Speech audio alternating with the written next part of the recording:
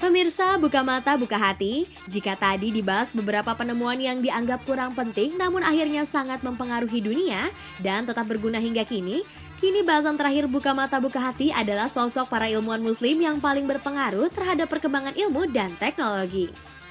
Langsung saja pemirsa, ilmuwan muslim pertama adalah Ibnu Sina.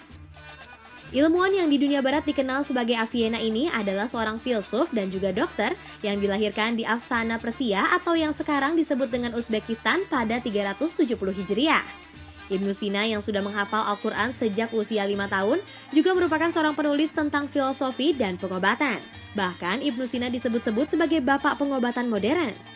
Karya terbaiknya adalah Kanun fi Atib, kini menjadi rujukan bidang kedokteran yang sudah berlangsung selama berabad-abad.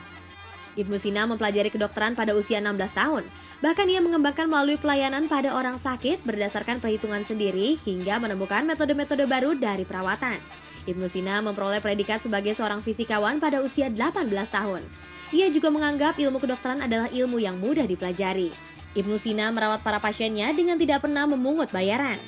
Kebiasaan unik dari Ibnu Sina lainnya yaitu setelah berhasil menemukan metode baru dalam bidang kedokteran, ia akan memberikan sedekah kepada orang miskin sebagai wujud syukur pada Allah Subhanahu wa Ta'ala.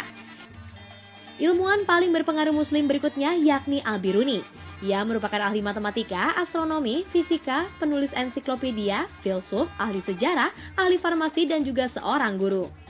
Pemilik nama lengkap Abu Raihan Al-Biruni dilahirkan di Khawarazm, Asia Tengah yang pada saat itu terletak dalam Kekaisaran Persia. Al-Biruni juga bisa berbahasa Yunani, Surya, dan Berber. Pada usia 22 tahun, Al-Biruni berhasil membuat kartografi yang termasuk metodologi untuk membuat proyeksi belahan bumi pada bidang datar. Dari hasil karyanya yang mencapai lebih dari 120 buku, sumbangan Al-Biruni terhadap dunia matematika diantaranya aritmetika teoritis dan praktis hingga kini masih relevan digunakan, perjumlahan seri, analisis kombinatorial, kaidah angka 3, bilangan irasional, teori perbandingan, definisi aljabar, metode pemecahan penjumlahan aljabar, geometri, teorema Archimedes, dan sudut segitiga. Berikutnya ada ilmuwan Ibnu Rushd. Lahir di Cordoba pada 1126, dunia barat menyebutkan dengan Averroes. Pemilik nama lengkap Abdul Walid Muhammad bin Ahmad bin Muhammad Ibnu Rushd ini seorang ahli hukum, ilmu hisab atau aritmatika, kedokteran, dan ahli filsafat. Pada tahun 1169, Ibnu Rushd dilantik sebagai hakim di Sevilla. Pada tahun 1171 dilantik menjadi hakim di Cordova. Karena kepiawaiannya dalam bidang kedokteran, Ibnu Rushd diangkat menjadi dokter istana tahun 1182. Karya besar yang ditulis oleh Ibnu Rushd adalah kitab kuliah Fittib atau Encyclopedia of Medicine yang terdiri dari 16 digit yang pernah diterjemahkan ke dalam bahasa Latin pada tahun 1255 oleh seorang Yahudi bernama Bonacosa. Kemudian buku ini diterjemahkan ke dalam bahasa Inggris dengan nama General Rule of Medicine, sebuah buku yang wajib di universitas-universitas di Eropa. Karya lainnya Mabadil Falsafah atau pengantar ilmu falsafah, Taslul Kashiful Adillah, Tahafatul Tahafut, Bidaya Al-Mutajid, Wanihaya Al-Mutaksid, Tafsiran Urjuna atau menguraikan tentang pengobatan dan ilmu kalam.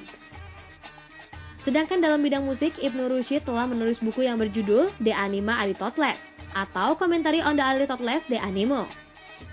Ibnu Rushd telah berhasil menerjemahkan buku-buku karya Aristoteles sehingga beliau dijuluki Asy'ari atau komentator. Berkat Ibnu Rushd lah karya-karya Aristoteles dapat dinikmati dunia. Selain itu, beliau pun mengomentari buku-buku Plato, Nikolaus, Al-Farabi, dan Ibnu Sina. Ilmuwan berikutnya ada Jabir Ibnu Hayyan, seorang ahli kimia. Dilahirkan pada tahun 721 dengan nama Abu Abdullah Jabir bin Hayyan Al-Kufi As-Sufi. Sejak kecil Ibnu Hayyan sudah akrab dengan dunia empiris dan medis. Ia berhasil mengklasifikasikan beragam benda berdasarkan unsur kimia yang menyusunnya. Pengklasifikasian itu terbagi 3, yaitu tubuh, nyawa, dan akal. Jabir memasukkan unsur emas atau Au dan perak atau Ag dalam kategori tubuh, sedangkan sulfur atau S dan arsenik atau As dalam kategori nyawa. Sementara itu, merkuri atau Hg dan sal amoniak atau batu bara dan sari minyak dimasukkannya ke dalam kategori akal. Ibnu Hayyan telah menulis sekitar 306 buah buku kimia yang kemudian diterjemahkan dalam berbagai bahasa dan disimpan di perpustakaan di seluruh dunia. Nama Ibnu Hayyan dikenal sebagai ahli kimia setelah ia mempresentasikan sejumlah metode riset kimia hasil penemuannya. Ia pun dianggap sebagai perintis empirisme dan metodologi ilmiah. Ia mampu mengemukakan pandangan-pandangannya tentang teori pembentukan geologis, hasil campuran bermacam logam. Ia juga telah mempelajari dan mendalami proses pembuatan karbonat dan senyawa-senyawa sulfida dan arsen. Selain itu, Ibnu Hayyan juga sering melakukan usaha pemurnian logam, warna kain, kulit, dan sebagainya. Ibnu Hayyan mendirikan sebuah laboratorium untuk melakukan sejumlah percobaan seperti sublimasi, penyaringan, kristalisasi, dan sebagainya. Menurut Ibnu Hayyan, percobaan adalah aspek paling penting dalam kimia. Atas jasa dan karyanya di bidang kimia, Jabir Ibnu Hayyan mendapatkan gelar Bapak Kimia Islam pertama. Ia tidak hanya dikenal di negeri kelahirannya, tetapi juga di Eropa yang lebih dikenal dengan nama Geber. Jabir Ibnu Hayyan wafat pada tahun 815 di Kufah. Ilmuwan muslim paling berpengaruh lainnya yaitu Al-Khawarizmi. Ia dikenal sebagai matematikawan terbesar Islam abad pertengahan. Al-Khawarizmi merupakan perintis berdirinya pilar-pilar matematika modern, pengembang ilmu bumi, dan penemu angka nol. Lahir di Khawarizmi pada tahun 780 dan wafat tahun 847. Banyak karya-karya yang dihasilkannya sangat berguna hingga saat ini. Selain dalam bidang matematika, sumbangannya terhadap ilmu sudut juga luar biasa. Tabel ilmu ukurnya yang berhubungan dengan fungsi sinus dan garis singgung tangan telah membantu banyak ilmuwan dari berbagai bangsa di Eropa dan Cina untuk memahami ilmu ini. Pemirsa, itulah ilmuwan muslim yang paling berpengaruh terhadap perkembangan ilmu dan teknologi dunia. Semoga tayangan tadi semakin menambah wawasan dan bermanfaat bagi kehidupan kita. Amin ya robbal alamin. Tak terasa sudah hampir 30 menit buka mata buka hati menemani pemirsa.